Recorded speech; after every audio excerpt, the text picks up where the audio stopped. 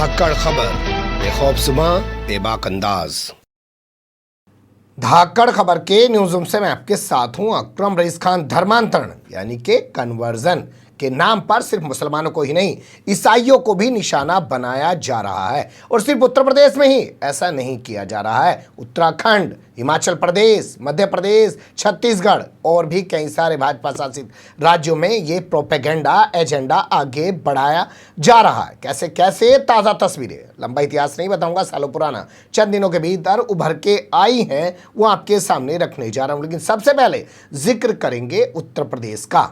देखिए, मुझे लगता है उत्तर प्रदेश का अगर जिक्र को शुरू करें तो सबसे पहले आपको बात करनी चाहिए मुसलमानों की। यहाँ सबसे पहले यूपी एटीएस ने एक छापेमारी की जिसमें मौलाना उमर गौतम को गिरफ्तार किया। दिल्ली के शाहीन बाग इलाके में या जामिया के इलाके में इनका अपना दफ्तर था, ऑफिस था। इनके साथ गिरफ्तार किया मुफ्ती काजी जहांगीर आलम को। दावा किया कि इन्होंने 1000 लोगों का, जो गूंगे और बहरे हैं यानी कि मूक बधिर हैं, उन लोगों का धर्म परिवर्तन करा के उनको इस्लाम में दाखिल करा दिया, उनको मुसलमान बना दिया है। इसके बाद ये सिलसिला आगे चला, याद होगा ना आपको। उसके बाद गुजरात में और महाराष्ट्र में जाके कुछ लोगों को गिरफ्तार किया। काफ़ी दिनों तक ये मामला ठंडे बस्ते में पड़ा रहा। फिर अचानक इसमें तेजी आई 21 सितंबर को, जब मेरठ से मौलाना कलीम सिद्दीकी को गिरफ्तार कर लिया गया उनके 4 साथियों के साथ। 2 उसमें बच्चे थे, उनको छोड़ दिया गया। बाद में 5 दिनों बाद 2 लोगों की और गिरफ्तारी दिखाई गई, जिसमें से एक जो है इदरीस कुरैशी और दूसरे जो हैं मोहम्मद सलीम, और इसके अलावा तीसरे मोहम्मद आतिफ। इन सब लोगों की गिरफ्तारी दिखाई गई।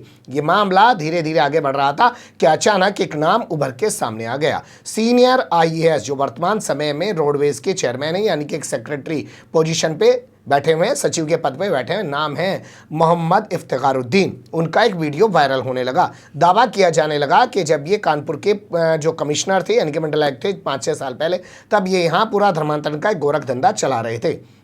एक के बाद एक वीडियो सामने आने लगे। मामले की जांच SIT को सौंप दी गई। SIT ने अब अपनी जांच पूरी कर ली है, क्योंकि इफ्तिखारुद्दीन को जो नोटिस जारी किया गया था वो अपनी पत्नी और रिश्तेदार के साथ बयान दर्ज कराने पहुंचे। 6 घंटे तक उनसे एक लंबी चौड़ी पूछताछ की और उसके बाद रिपोर्ट फाइनल हो चुकी है और वो रिपोर्ट अब सरकार के सामने रखी जानी है। आजकल कभी भी वो रिपोर्ट रखी जा सकती है। उसके बाद देखना दिलचस्प होगा कि सरकार इस मामले में क्या एक्शन लेगी।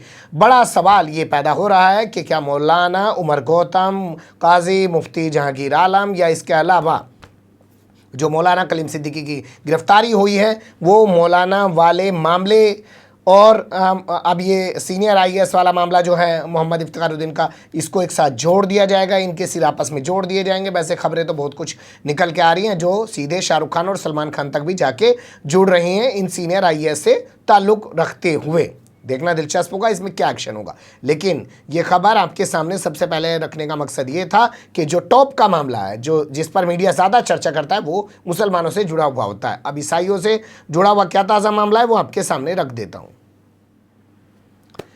कल की खबर है, हमने मऊ से अपने पत्रकार साथियों से तमाम विजुअल भी अपने पास मंगाए हैं। अब तस्वीरों में देख सकते हैं हिंदू जागरण मंच के साथ मिलकर, या सीधे तौर पे कहेंगे पहले हिंदू जागरण मंच ने छापेमारी की, बाद में सूचना के बाद पुलिस पहुंची। और यहाँ शहर कोतवाली का एक इलाका है शहादत नगर, शहादतपुरा, वहाँ का एक और इलाका है रोडवेज दुर्गा मंदिर, उसके पीछे एक घर है। वहाँ पे एक प्रार्थना चल रही थी ईसाई समुदाय के लोगों की, और वहाँ पे इन्होंने छापेमारी करके यहाँ से लोगों को हिरासत में ले लिया।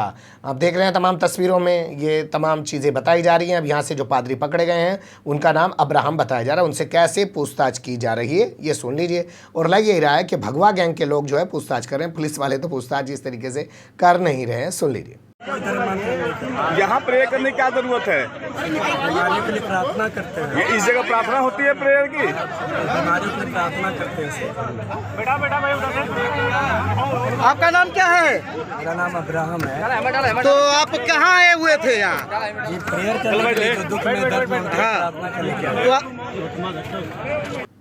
सुन लिया आपने। तो यहाँ ये पूरा मामला सामने आया। बताया जा रहा है कि सालों से यहाँ पे हिंदू महिलाओं का, हिंदू पुरुषों का जो है वो कन्वर्जन यानी कि धर्मांतरण करवाया जा रहा था। उनको ईसाई बनाया जाता है, पैसे का लालच देके, इलाज का लालच देके, पता नहीं किस किस चीज़ का लालच देके ये बनाया जाता है। इस पूरे मामले में जो अखबारों में छपा उसके मुताबिक हम आपको बता रहे हैं, क्योंकि पुलिस की कोई ऑफिशियल बाइट हमारे पास नहीं है। FIR दर्ज करके इन लोगों को जेल भेजा जा रहा है। लेकिन इस खबर पर मीडिया उस तरीके से हंगामा नहीं मचाता। जैसे मुसलमानों पे धर्म परिवर्तन का आरोप लगता है तब उनके तार सीधे सऊदी अरब और ना जाने कहाँ ISIS और आतंकवादी और टेरर फंडिंग और ये हवाला फंडिंग पता नहीं कहाँ जोड़ देता है। यहाँ पे वो सब चीज़ें वो नहीं करता, शायद इसलिए क्योंकि आप भी जानते हैं ईसाई कम्युनिटी इंटरनेशनल तौर पर काफ़ी मजबूत है और उनके खिलाफ इस तरीके से प्रोपेगेंडा फैलाना और उसका हंगामा मचाना, तो उसमें ब्रिटेन और अमेरिका जैसे बड़े मुल्क जो हैं वो नाराज़ हो सकते हैं। और भारत आजकल अमेरिका के ज़्यादा करीब जाने की फिराक में है, तो इसलिए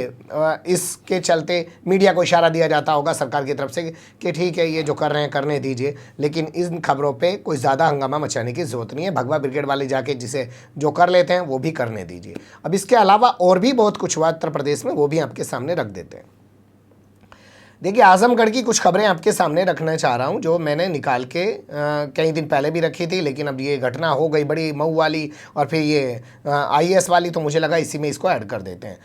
तो इसमें बताया गया कि आजमगढ़ के अंदर 31 अगस्त से लेकर 3 सितंबर के बीच 3 बड़ी जगह पर छापेमारी की गई और भगवा ब्रिगेड भगवा गैंग के जरिए 3 ऐसे मामलों का खुलासा किया गया जहां पे ईसाई समुदाय के लोग जो हैं वो हिंदुओं का धर्म परिवर्तन कर रहे थे। इसको लेकर यहां पे एक ज़बरदस्त गुस्सा भी देखा जा रहा है। मामले तमाम तरीके से सामने आते हैं, मारपीट हंगामा भी किया जाता है। तो सिर्फ मऊ ऐसा ही नहीं है कि जहाँ पर ऐसा हुआ था, यहाँ आजमगढ़ और कई सारे ज़िलों में भी लगातार इस तरीके की वारदातें सामने आ रही है।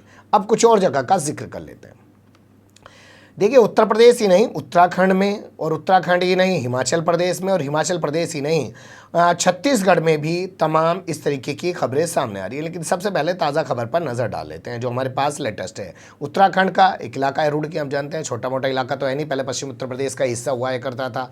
बाद में जब उत्तराखंड बन गया तो ये हरिद्वार ज़िला उधर चला गया और यहाँ पे एक इंजीनियरिंग कॉलेज होता था IIT रुड़की, वो वहाँ चला गया। पश्चिम उत्तर प्रदेश में कोई भी सरकारी इंजीनियरिंग कॉलेज यानी कि कोई IIT नहीं है, सब कुछ उधर पूर्वांचल में, कमाओ इधर लगाओ उधर, छोड़िए उस पर कभी और बात करेंगे। कुल मिला के ये है कि उत्तराखंड के रुड़की में एक चर्च पर हमला किया गया, वहाँ मौजूद लोगों के साथ मारपीट की गई, वहाँ पे तोड़फोड़ की गई और आरोप लगाया गया कि यहाँ पे बड़े स्तर पर धर्मांतरण किया जा रहा था। इस पूरे मामले में यहाँ के SP का बयान है कि जैसे ही FIR मिलेगी हमला करने वालों के खिलाफ कार्रवाई की जाएगी, लेकिन अभी तक जानकारी नहीं मिल पाई है कि कोई कार्रवाई की गई है या नहीं की गई है। लेकिन खबर बताने का हमारा जो मतलब है वो ये है कि उत्तर प्रदेश ही नहीं, उत्तराखंड में भी निशाना बनाया जा रहा है ईसाइयों को, और सिर्फ मुसलमान ही नहीं, ईसाइयों को भी निशाना बनाया जा रहा है। हिमाचल प्रदेश की खबर देखिए आप, 2 दिन पहले आपके सामने मैंने रखी हुई थी। रामपुर में एक दुकान पर 3 ईसाई समुदाय के लोग पकड़ लिए, तीनों उत्तर प्रदेश के आगरा के रहने वाले बताए जा रहे हैं। कार में थे, इनके पास से 70-80 हज़ार रुपये की नकदी बरामद हुई।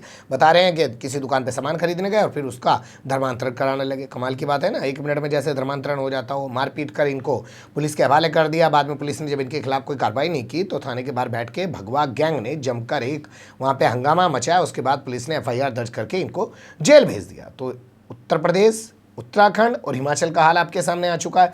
अब इसके बाद आपके सामने हाल रख देते हैं छत्तीसगढ़ का। छत्तीसगढ़ में आप देख ही रहे हैं आजकल मुसलमानों की तरफ मुड़ गया मामला, कवर्धा में बवाल चला है। लेकिन आप उससे पहले जब जाएंगे तो कबीरधाम ज़िला और उसके आसपास के कई ज़िलों में ईसाई समुदाय के लोगों पर हमले किए जा रहे थे, जहाँ उनकी प्रार्थनाएं सभाएं चल रही थी उन पर हमले किए जा रहे थे। यही नहीं, जब उनको पकड़ के थाने लाया जाता था तो थाने के अंदर थानेदार के सामने पादरी के साथ मारपीट भी की जा रही है। ये तमाम चीज़ें मैं आपके सामने रख चुका हूँ। आप डिस्क्रिप्शन में आई बटन पर लिंक पर जो क्लिक करके देख सकते हैं। पर यहाँ बताने का मकसद ये है कि किस तरीके से चीज़ें लगातार बढ़ रही हैं और ये उस दौर में बढ़ रही हैं जब उत्तर प्रदेश में चुनाव सर पर खड़ा हुआ है और पूरा चुनाव धर्म के आधार पे लड़ा जाना है, ये साफ तौर पे दिखाई दे रहा है। तो उस दौरान धर्मांतरण का मुद्दा जो मुसलमानों से शुरू हुआ था उसमें अब ईसाइयों को भी लपेटा जा रहा है। सीधा सा समझिए, हिंदुओं के अंदर एक खौफ पैदा करना है, एक डर पैदा करना है कि देखो ईसाई हैं, मुस्लिम हैं, ये किस तरीके से आपको नुकसान पहुंचा सकते हैं, इनसे आदित्यनाथ योगी और नरेंद्र मोदी ही बचा सकते हैं। जैसे आपने देखा होगा ना, प्रवेश वर्मा जो पश्चिमी दिल्ली का, उत्तरी दिल्ली का सांसद है बीजेपी का, उसने क्या कहा था कि शाहीन बाग में जो लोग बैठे हैं अगर मोदी जी हार गए तो वो आपके घरों में घुस के आपकी बेटियों को उठा के ले जाएंगे और फिर आपको बचाने के लिए नरेंद्र मोदी और अमित शाह नहीं आ पाएंगे, इसलिए अपने वोट को संभल के दीजिए। एक डर पैदा करना है। ये खबर उभर रही थी, मुझे लगा कि आपको रूबरू कराया जाए। आप लोग कमेंट्स के रूप में अपनी राय दे सकते हैं, खबर को लाइक कर सकते हैं, चैनल को सब्सक्राइब कर सकते हैं और ज़्यादा से ज़्यादा हमारी खबरों को शेयर कर सकते हैं। फिर ऐसे ही किसी सुलगते हुए या उलझते मुद्दे लेकर मैं आपके सामने हूँगा हाजिर। फिलहाल अभी मुझे दें इजाज़त।